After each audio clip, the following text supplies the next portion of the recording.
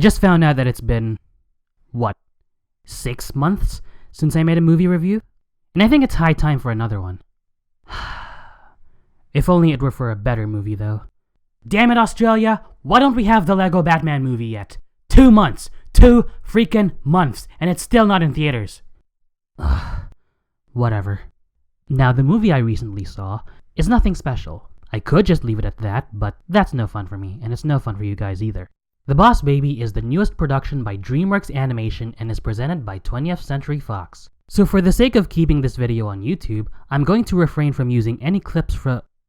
Actually, no. Fox can blow me! Based on the 2010 picture book of the same name by Marla Frazee, The Boss Baby is written by Michael McCullers and directed by Tom Mcgrath. Michael McCullers hasn't been consistently active in filmmaking, his most memorable works being on the second and third Austin Powers movies from way back when, and maybe his editing gig for Mr. Peabody and Sherman. Tom Mcgrath, on the other hand, has been consistent with his involvement in animation and filmmaking, especially at DreamWorks, co-directing the Madagascar films, doing voiceover performances for Monsters vs. Aliens, Megamind, Puss in Boots, and the aforementioned Mr. Peabody and Sherman. The movie also features an all-star cast consisting of Alec Baldwin, Jimmy Kimmel, Lisa Kudrow, Steve Buscemi, and Tobey Maguire. All these established names in Hollywood sound like a recipe for success, don't they? It's too bad that they couldn't really save this dead-on-arrival concept. Even from merely glancing at the promotional material, I already knew that this is an idea that couldn't have worked no matter who the people in charge of it were. The CGI was relatively standard and by the numbers, the reliance on unfunny gags was insufferable, and the actual premise itself didn't really click with me. That should be enough for the background though.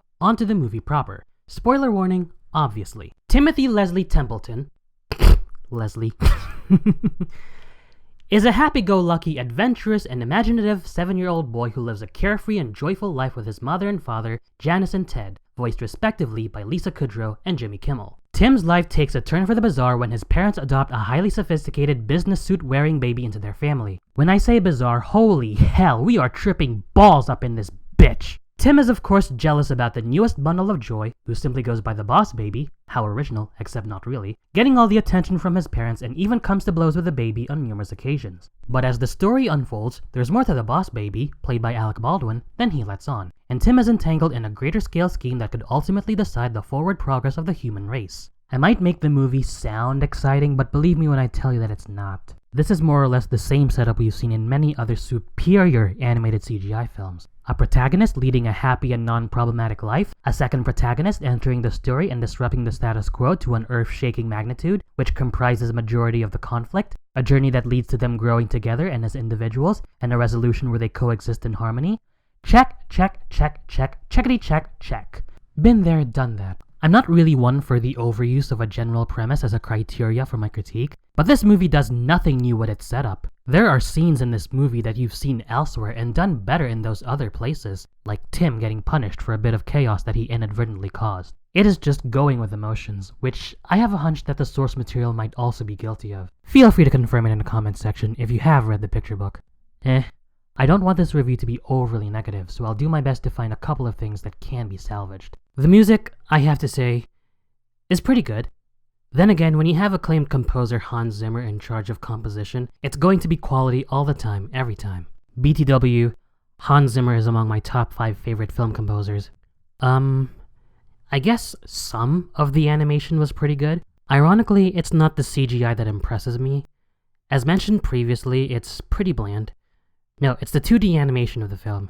I thought it was kind of gorgeous to look at all these different styles that they were experimenting with, and the seamless transitions between a certain style and the typical CGI, and it's complemented by the film's lighting, which I thought was solid at best. The movements are crisp and smooth, and no one shot really sticks out like a sore thumb as badly animated, and I think those are all the positives I have for this movie. As for the rest of the stuff that rubbed me the wrong way, I get that Tim has a hyperactive imagination, but this movie segues between fantasy and reality too much that the line that separates them becomes blurred.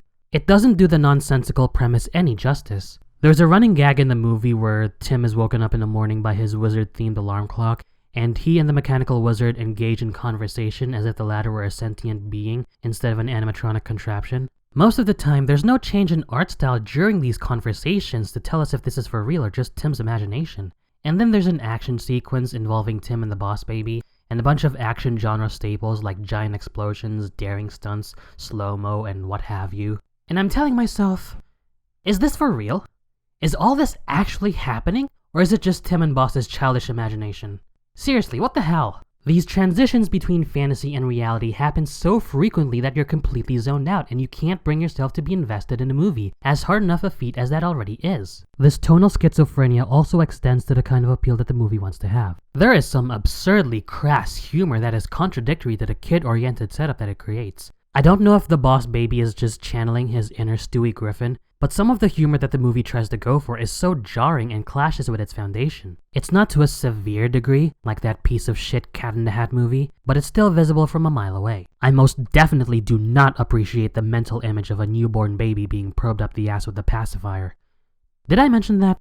I don't think I did. That's one of the very first jokes that the film throws at you, and it baffles me that I could hear some people in the auditorium laughing at it. Subjectivity, my ass. Child abuse is not endearing, okay? Speaking of that, I know it's just a movie and all. You gotta suspend your disbelief and everything. And the boss baby is technically an adult in a baby's body, but at the end of the day, he's still just a baby. And bearing that in mind, some scenes in this movie are kind of uncomfortable to watch. These scenes are typically action heavy or involve Boss interacting with a couple of adults, and the connotations of the haphazard treatment of infants are kind of disconcerting. That goes back to my complaint about the schizophrenic tone and appeal. As for the humor, I can count on one hand the jokes that made me laugh, and in that one hand those jokes can be counted with 3 fingers at maximum. Other than that, it's the usual babies equal gross out and otherwise harmless humor. Kids will laugh here and there, but audiences with more sophisticated sensibilities will just roll their eyes as they ask themselves, is it over yet?